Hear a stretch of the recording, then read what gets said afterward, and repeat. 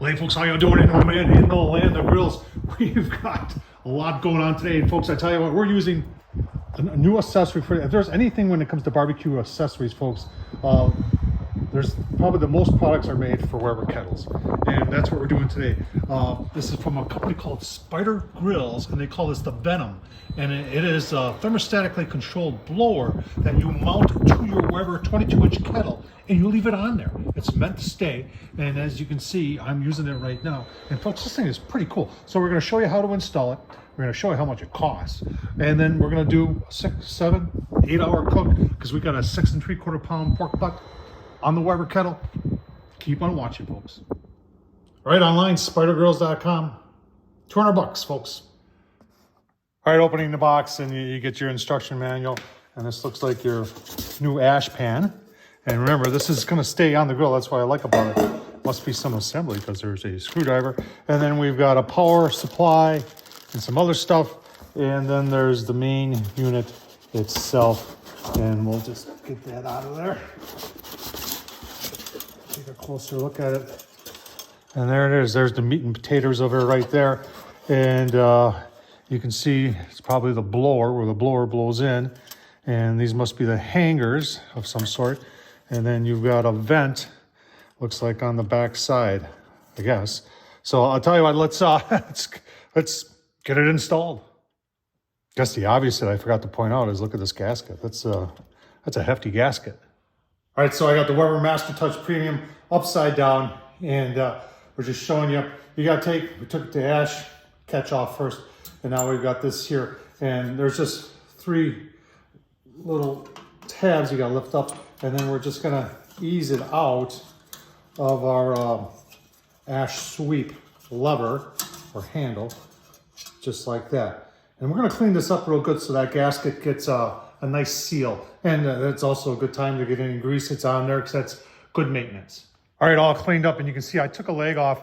I started playing with this. My ash sweep was over here, and the Venom, this thing only goes on kind of one way, and you got to feed that handle through the slot here, and this slot does close with your handle in order to keep a tight fit. But I took this leg off and I moved my ash sweep over to, well, if you stood this back up, it would be on the left side. And then that makes putting this on a lot more easier. Then this will just slide through here. I just did it and took it off because I was trying to figure it out before I showed you folks. And then you're gonna see this has gotta go by the legs, but you gotta come over on this side, and then you gotta wiggle things in just like that. Now there are tabs, and I'll show you the tabs that you gotta get into the legs. Let's take a look at that. All right, so that's a tab I'm talking about, and that one's you gotta kind of lift up to get that one in place. See how I got that in there? And then you're just gonna, come on. There we go, like that. And then there's these 2 here, which you gotta kind of manipulate in. And we'll push in a little bit more on this. Maybe get that just a little bit better centered. Like I said, once this thing is on, and the great thing about this, it is meant to stay on. So I'm gonna get that pressed down and get those in, and then we're pretty much installed. All right, got the 3 tabs in. That one is I tell you what, folks, it's a little tight because I'm sure there's some tolerances for putting these legs on at Weber, but I'm sure it's not a very, very tight tolerance. So, and this thing is kind of built to, so on some grills, this is probably gonna snap in really easy. And on some like mine, it was a little bit of a struggle. In fact, I noticed that it was this leg, even though the tab is in, was bottomed out there, and the tab was hitting on the leg on there. So I had to lift this up a little bit because there's some slop in this hole. And then once I lifted it up, made room for the tab, then it went in, and then I had to use a screwdriver to pound down on the other 2 to get them to clip in. But once it's in, folks, it's in. It's in. Can it come out? Yeah, it can, but this is something that you put on, and in my opinion, you leave it on. Now, before you tip it up, you got this inner latch here that snaps onto the ash clean out. And what that does is it holds the the vent there, the vent handle, and make sure that you have a tight fit. So make sure you do that before you flip it back up. All right, I'm gonna put on the ash bucket right now. Flips right into this right there. And make sure you get that in there. And then it just fits in like that. And I actually kind of like that. A lot easier to do, I think, in my opinion. All right, so I've got it plugged in, and I like the display. I can see that from a long ways away. You've got power button is right there. There's your control. They give you a probe that goes into the grill, and that goes right there. And then they give you one meat probe. So there's two probes. I don't understand why these companies do that. Just give you one meat probe. Had that with pellet grills all the time, where you got 2 probe ports, or some of them have 4, but they only give you 1 probe. But there is an app, and if you put the app on your phone first, you can watch a video that's telling you how to install it, or you can just watch Tom Horsman on YouTube. So let's continue on here. All right, so looking at the controller, obviously we talked about the power button. You've got a couple other buttons on the side. There's a timer. The bottom button is Wi-Fi. Next one is timer. The next one is the set temp, and that's probably the most important one. Now remember, you can get on a Wi-Fi now. It's reminding you to close the draft door, and then 225, and then you just press, and then you just can adjust it right here, 245, 255, and I think you just press that again. Yep.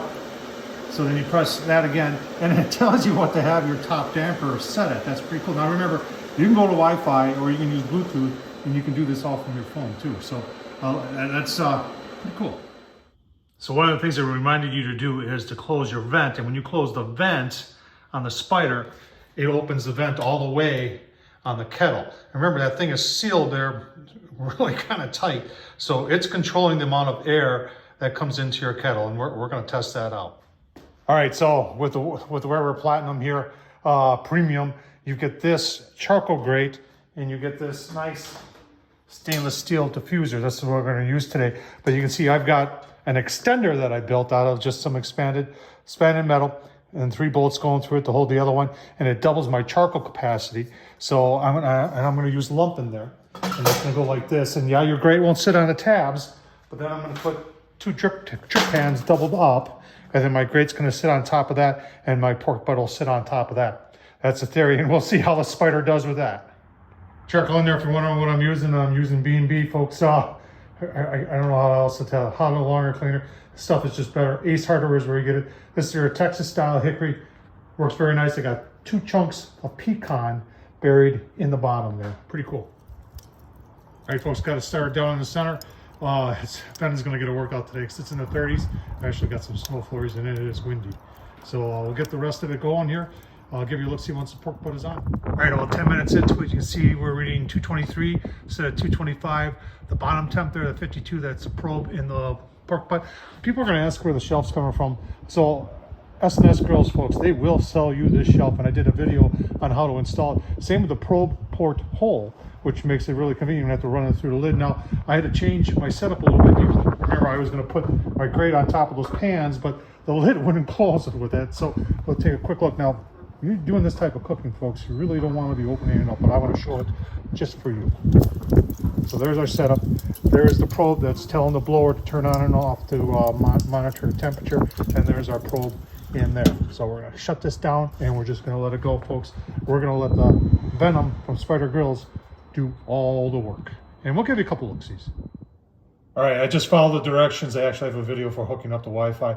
It does not work on 5G though. So you got to use something other than 5G, and you can see that is temp right there. Target temp is 225, and it's maintaining that. It tells you when the fan is on. You have a separate one for a probe. I got 1 probe in, and it says it's at 51, and I got to set the target yet, which I'll do for maybe 200 degrees, or 205 is probably what I'll set it for. So we'll keep going here. Hey folks, I was wrong about the temperature in the 30s. It's actually in the 20s today. You can see we're holding 220 there. It has been 3 hours. I've got no complaints so far. We have not opened this up since I showed you originally. And you see I did put it in a pan because I don't want to make a mess. So we got some nice color going on there. Shut it down.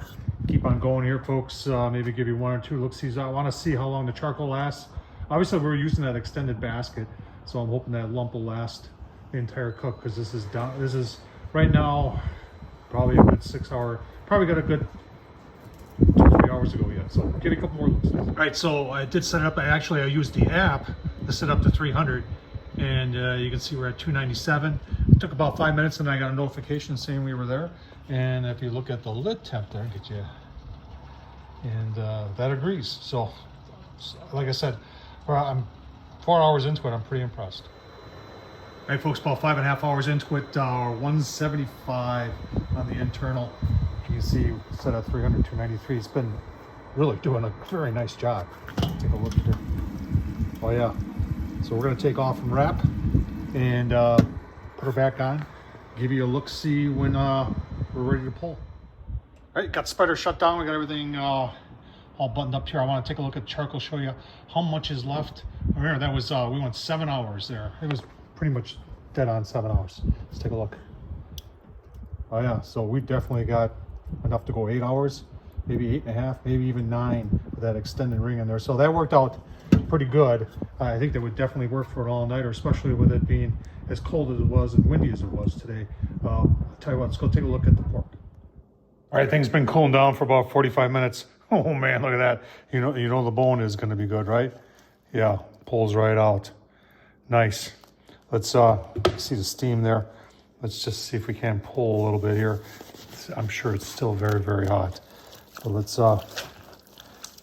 just give it a look at the smoke ring there. Oh man.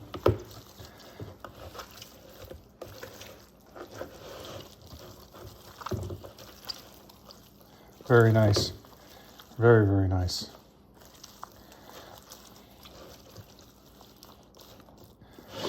All right, let's get these gloves off and give you a taste test. Shall we? If I can get them off. Oh my gosh. All right, it's still hot here, but nice smoke ring there. Let's take a taste.